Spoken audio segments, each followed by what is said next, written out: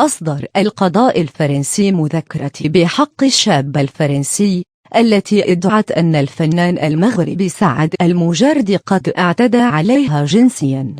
وكانت قررت المحكمة إصدار المذكرة بعدما انتشرت بعض الأخبار التي تؤكد مغادرة الشاب للعاصمة باريس متجهة نحو مدينة نيس، ما اعتبره البعض محاولة هروب.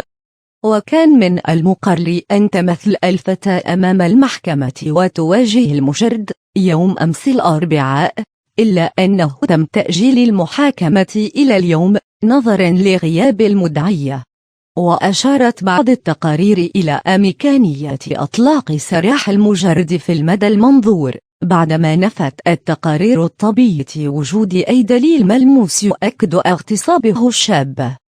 إلا أن قاضي التحقيق يملك صلاحية إصدار قرار بسجنه لمدة 4 أشهر بحسب القانون الفرنسي. تابعوا كل جديد على صفحتنا عبر الفيسبوك.